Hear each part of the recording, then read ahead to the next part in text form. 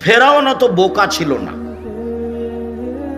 পানি দুই দিকে দাঁড়িয়ে আছে, যেখানে পানির গভীরতা 1 কিলোমিটার সেখানে পানির পাহাড়ের উঁচুতা 1 কিলোমিটার, যেখানে পানির গভীরতা 10 কিলোমিটার সেখানে পানির পাহাড়ের উঁচুতা কত? 10 কিলোমিটার। পানি তো দুই দিকে দাঁড়িয়ে আছে। তো এই রাস্তা দিয়ে মুসা আলাইহিস সালাম চলে গেলেন।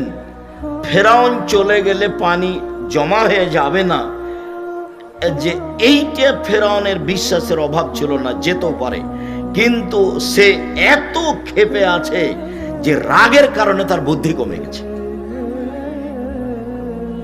আপনি রেগে গেলেন তো হেরে গেলেন। রাগ মানুষকে ভুল পথে নিয়ে যাবে। তাই একজন লোক এসে বলছেন, আল্লাহ নবী ফাউসিনি বিখাইরিন, আমাকে কল্যাণের উপদেশ দেন। তখন আল্লাহ রাসূল বলছেন, লা তাগজাব, রাগ করো না। আরো বলেন কিছু, লা তাগজাব, রাগ করো না। আরো কিছু বলেন, লা তাগজাব, রাগ করো না। এই কথা রাসূল সাল্লাল্লাহু আলাইহি ওয়াসাল্লাম বারবার বললেন, হাদিস বুখারী মুসলিম। তো রাগের কারণে তার বুদ্ধি কমে গেছিল। সে যখন ভিতরে চলে গেল তখন তো পানি এক জায়গায় জমা হয়ে গেল। যখন জমা হয়ে গেল তখন ফেরাউন বলল, আমানতু আল্লা ইলাহা ইল্লাল্লাযী আমানাত বিহি বানু ইসরাঈল, আমিও সে আল্লাহকে মেনে নিলাম যে আল্লাহকে বানু ইসরাইল মুসা মেনে নিয়েছে। ওয়া আনা মিনাল মুসলিমিন, আমি একজন মুসলিম। এই কথা ফেরাউন বলল। তা আল্লাহ বললেন, আলান, ও এখন আসাইতা কাবল, তুমি তো একটু আগে নাফরমান ছিলে, এখন মেনে নিলে? তারপরে বলছেন, আল ইয়াউমা নুনাজ্জিকা বিবাদানিকা লিতাকুনা লিমান খালফাকা আয়া। ফেরাউন, তোমার মুসলিম ঘোষণা দেওয়া তো বহু দূরের কথা, তোমার শরীরটা আমি চিরদিনের জন্য রেখে দিলাম, তোমাকে মানুষ দেখে উপদেশ গ্রহণ করবে যে ফেরাউন ছিল অত্যাচারী, স্বৈরাচারী, স্বেচ্ছাচারী, উদ্ধত, জালেম। মুসা আলাইহিস সালামকে আল্লাহ বলছেন, ফেরাউনের কাছে যান, দাওয়াত দেন। আমার মুখের ভাষা সাবলীল নয়, আমি ভালো ভাষা বলতে পারি না, আমি যাব না। তো বলছেন যেতে হবে, তাহলে ও আমাকে মারবে।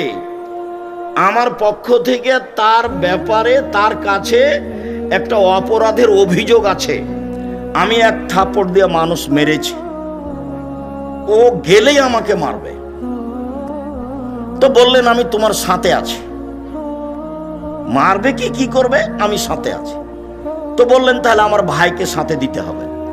ঠিক আছে, তাই হলো। তোমার ভাইও সাথে থাকবে। দুই ভাই মিলে চলে গেলেন। গিয়েই বললেন, বানি ইসরায়েলকে ছেড়ে দেন, মানে স্বাধীনতা চাইতে হবে। বানি ইসরায়েলকে দাস দাসীতে পরিণত করে রেখেছেন, বানি ইসরায়েলকে ছেড়ে দেন। তখন ফেরাউন বলতে লাগলো, তোমাকে কি আমি শিশুকালে লালন পালন করিনি? তুমি কি বহু বছর আমার মাঝে থাকনি? ফেরাউন বলছে, তুমি যা করেছো তা করেছো, তুমি তোমার কর্ম করেছো, এক থাপ্পড়ে তুমি মানুষ মেরেছো, তুমি বড় অকৃতজ্ঞ। এটা ফেরাউন বলল। তখন মুসা আলাইহিস সালাম বলছেন, আমি যা করেছি তা করেছি, আমি ভুল পথে ছিলাম, মানে এক থাপ্পড়ে মানুষ মেরেছি, এটাই ঠিক, আমি তখন ভুল পথে ছিলাম। আমি তোমার ভয়ে দেশ ছেড়েছি।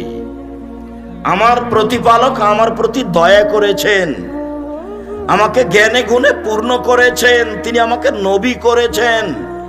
তুমি আমার প্রতি অনুগ্রহ করেছ, অনুগ্রহ করে তুমি খোঁটা দিয়েছ, খোঁটা দিয়ে তুমি বানি ইসরায়েলকে দাস দাসীতে পরিণত করেছ, তুমি বড় উদ্ধত স্বৈরাচার, সীমা লঙ্ঘন করেছ। জালেমের বিচার দুইবার হবেই।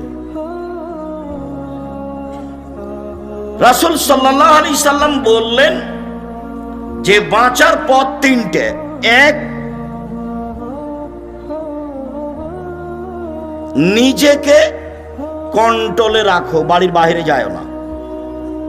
দুই, মুখখান বন্ধ রেখো, মুখ ব্যবহার করো না।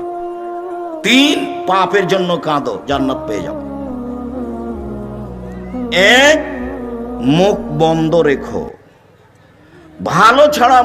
ভালো কথা ছাড়া মুখ দিয়ে ব্যবহার করতে পারবে না। চিরদিনের জন্য আড্ডা পিটা হারাম। দোকানে বসে ল্যাংটা মেয়ে নাচবে, আর আপনি বসে চক্ষু ঠান্ডা করবেন, কলিজা ঠান্ডা করবেন, মনটা ঠান্ডা করবেন। এই নোংরা, নেক্কারজনক, জঘন্য কাজ ত্যাগ করতে হবে। চিরদিনের জন্য দোকানে বসে আড্ডা পিটা হারাম। 2 জন যেখানে বসে আছে সেখানে যাবেন না। উপার্জন করে খান, 5 ওয়াক্ত সালাত আদায় করবেন, এসার সালাত আদায় করে ঘুমিয়ে যাবেন। রাত 10টায় ঘুমিয়ে যাবেন, রাত 3টায় উঠবেন, 5 ঘন্টা ঘুম হয়েছে। 3টায় উঠে কিছু 2 রাকাত সালাত আদায় করবেন, প্রয়োজনীয় জিনিস আল্লাহর কাছে চাইবেন। রাত 3টার পরে আল্লাহ মানুষের নিকটে হয়ে যায়। রাত 3টার পরে যদি মানুষ উঠে, তখন মানুষ কার নিকটে হয়ে যায়? আল্লাহর নিকটে হয়ে যায়। তখন যা বলে সেটাই গ্রহণ হয়। একাধিক সহিহ হাদিস, সে আলোচনা এখন নয়। আপাতত এই যে জাহান্নাম থেকে বাঁচার 1 নাম্বার পথ, মুখ বন্ধ রেখো। মুখ ব্যবহার করতে হবে না, ক্ষমতা দেখাতে হবে না, দাপট দেখিয়ে 2 দিন বেঁচে থাকার প্রয়োজন নেই। দাপট হারিয়ে যাবে, দাপট হারিয়ে যাবে, চিরদিন থাকবে না। ক্ষমতা চিরদিন থাকার জিনিস নয়। জরুরি প্রয়োজন ছাড়া বাড়ির বাইরে যাওয়া হবে না। উপার্জন করে আসবেন, বাড়িতে ঢুকবেন, আহাল পরিবার আছে, ছেলে মেয়ে আছে, তাদের সাথে থাকেন, কথা বলেন। 10টায় ঘুমিয়ে, এই ছেলে, জায়গার তুলনায় উপস্থিতি অনেক বেশি। আমি আপনাদেরকে আন্তরিকভাবে অনুরোধ জানাচ্ছি, আমাকে দেখতে পান আর না পান, দয়া করে মুখখান বন্ধ রাখেন কিছু সময়। আপনাকে আমি জোরালোভাবে আন্তরিকভাবে অনুরোধ জানাচ্ছি, আমি আপনার জন্য এসেছি। আপনার আমি কিছু না কিছু উপকার করবই করব ইনশাআল্লাহ। আপনি দয়া করে কোনো সুবিধা নিতে চায়েন না। এখন এরা আপনাকে সুবিধা দিতে পারবে না।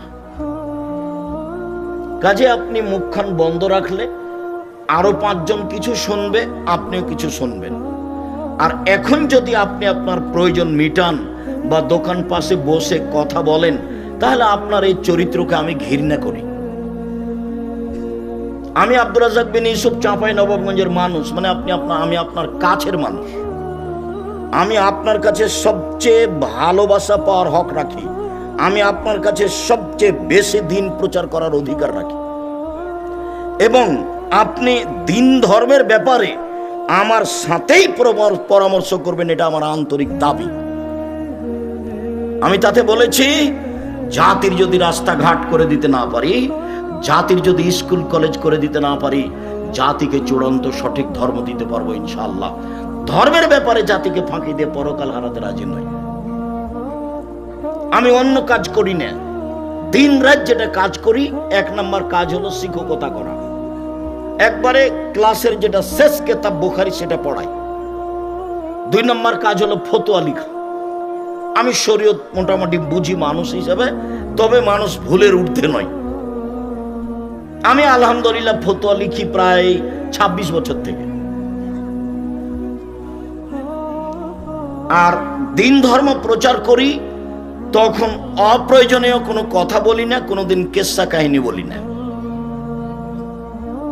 একবারে 90 সাল থেকে নিয়ে এখন পর্যন্ত সব চ্যালেঞ্জ দেওয়া আছে। কোনো জায়গাতে যদি দেখা যায় যে আমি মাযহাবের ব্যাপারে কথা বলেছি বা সরকারি কথা বলেছি, তাহলে আমি জাতির সামনে কথা বলবো না।